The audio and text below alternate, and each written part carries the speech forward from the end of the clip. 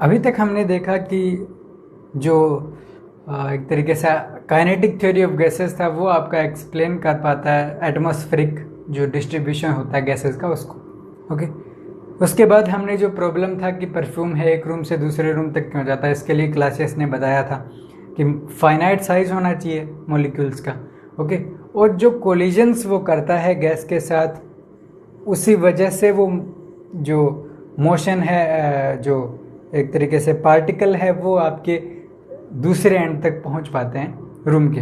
Okay, और हमने ये भी डिस्कस किया था कि क्लासेस ने बताया कि जो इक्विलिब्रियम है वो उन कोलिजन की वजह से ही होता है। सो अब हमें कोलिजन्स को पढ़ना चाहिए। सो कोलिजन में सबसे पहले हम पढ़ते हैं मीन फ्री पाथ को, कि मीन फ्री पाथ क्या होता है।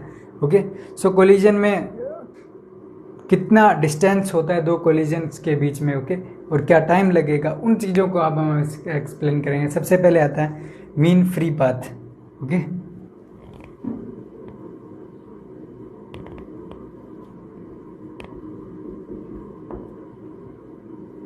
मीन फ्री पाथ को लैम्डा से रिप्रेजेंट किया जाता है। ओके, सो इक्विलिब्रियम के लिए आपका कोलिजन नेसेसरी है, कोलिजन की वजह से ही आपका इक्विलिब्रियम बनता है। सो कोलिजन कैसे होती होंगी? सो सपोज ये हमारे पार्टिकल्स हैं। ओके, ये हमारे मूव कर रहे हैं, सपोज फाइनाइट साइज होगा उन कुछ ना कुछ। ओके, सपोज करते हैं हमारा जो पार्टिकल था वो कुछ इस तरीके से कोलाइड करता है। फर्स्ट कोलिजन उसका यहाँ होता है, सेकंड कोलिजन यहाँ, थर्ड यहाँ। ओके, और फोर्थ सपोज यहाँ। ओके, एंड थोड़ा डिस्टेंस में फर्क रखते हैं। सेकंड फिर सपोज यहाँ करता है, थर्ड यहाँ करता है, फोर्थ यहाँ, फिफ्थ यहाँ और सिक्स्थ यहाँ। कुछ इस तरीके से वो कोलिजन करता है। ओके, और ये जो आपकी टर्म है फ्री पाथ, ओके, ये क्या होता है? जो फ्री पाथ है वो आपका होता है distance between two successive collisions. Okay, so आप एक तरीके से डेफिनेशन लिख सकते हो नॉर्मली अगर चाहो तो फ्री पाथ का।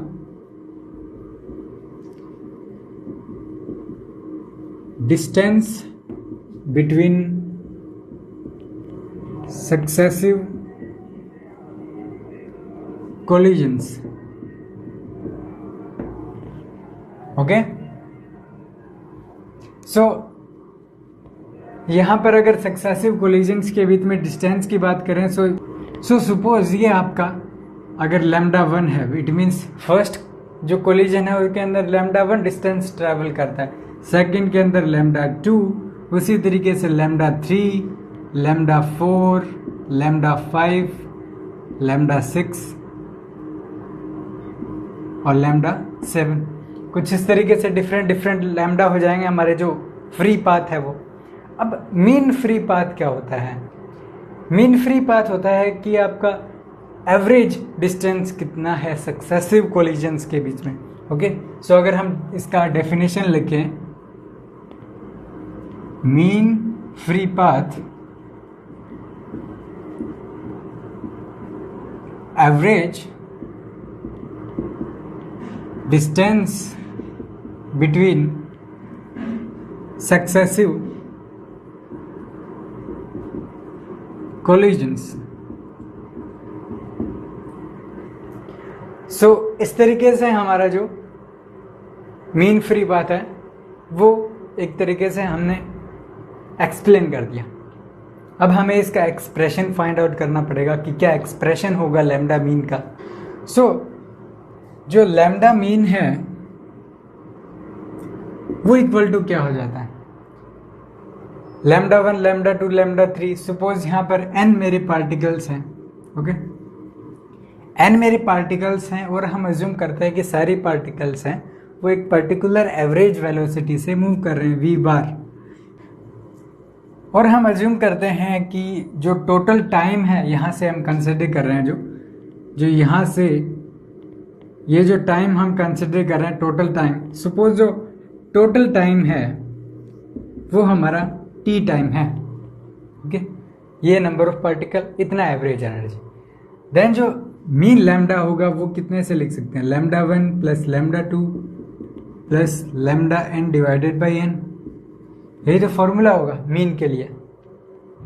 ओके, अब हम किस तरीके से इसको एक तरीके से रिप्लेस कर सकते हैं इन टर्म्स ऑफ वेलोसिटी और टाइम। ओके, हम क्या कर सकते हैं, ये जो डिस्टेंस है लैम्डा 1 लैम्डा 2 लैम्डा 3, ये किसके इक्वल होगा, ये डिस्टेंस किसके इक्वल होगा, हमें पता है कि टोटल टाइम इतना है, और ये जो पार्टिकल है ये अपना एवरेज वेलोसिटी से मूव कर रहा है। सो ये जो distance travel by the molecule है इन द ऑल कोलिजन्स, ये जो डिस्टेंस है ये आपकी कितनी हो जाती है, x इज इक्वल टू कितना हो जाता है, v बार इंटू टी करोगे, देन आपका जो डिस्टेंस है वो आपको मिल जाएगा।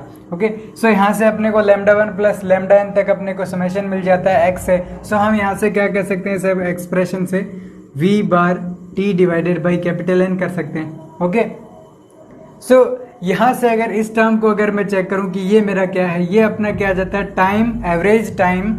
Okay, t is equal to क्या है, average time between to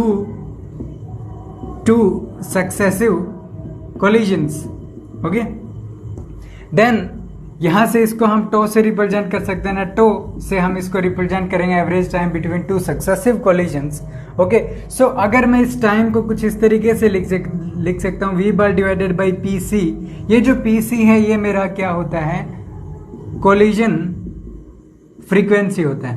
okay, collision frequency it means average मतलब फ्रीक्वेंसी क्या है कोलिजन्स की, पर यूनिट टाइम कितनी नंबर ऑफ कोलिजन्स होती हैं। ओके, हम इसको क्या कह सकते हैं, number of collisions in 1 second. एक तरीके से आप इस तरीके से आप इसको एक्सप्लेन कर सकते हो। ओके, सो हमारे पास ये जो फॉर्मूला है ये कुछ इस तरीके से आ जाता है अभी तक। अब ये हमारे पास एवरेज जो आपका मीन फ्री पाथ है, एक तरीके से मीन फ्री पाथ के लिए ये एक्सप्रेशन आ जाता है। एक एक्सप्रेशन जो है आप इसको कुछ इस तरीके से एक्सटेंड कर सकते हो, किस तरीके से, is equal to v bar T divided by n, इस तरीके से भी लिख सकते हो। सो एक तरीके से हमारे पास नॉर्मल एक्सप्रेशन आ जाता है जनरल में। ओके, बट हमें एग्जैक्ट वैल्यू हमें अभी तक फाइंड आउट करनी ज़रूरी है कि उसका मास क्या डिपेंड करता है गैस का, उसका वेलोसिटी डिपेंड करता है, क्या क्या चीज़ें उसको एक तरीके से डिपेंड करेगी लैम्डा के ऊपर, वो चीज़ें हमें डिस्कस करनी है। सो उसको डिस्कस करेंगे। और लैम्डा का जो वैल्यू है वो जो मोलिकुलर आपका जो सेपरेशन है उससे ज़्यादा आता है। इट मीन्स कोलिजन्स है वो इंटरमोलिकुलर सेपरेशन से एवरेजली थोड़ी ज़्यादा होती है। इट मीन्स सक्सेसिव कोलिजन्स के बीच में थोड़ा डिस्टेंस ज़्यादा होता है compare to the intermolecular spacing. Okay, so इस तरीके से हम जो नेक्स्ट है उसके अंदर हम चेक करेंगे क्या क्या एक्सप्रेशंस निकल के आते हैं हमारे जो मीन फ्री पाथ है उसके लिए। ओके, एक्सप्रेशन फाइंड आउट करेंगे और उसके लिए डिफरेंट अजम्पशंस अज्यूम करेंगे हम। ओके।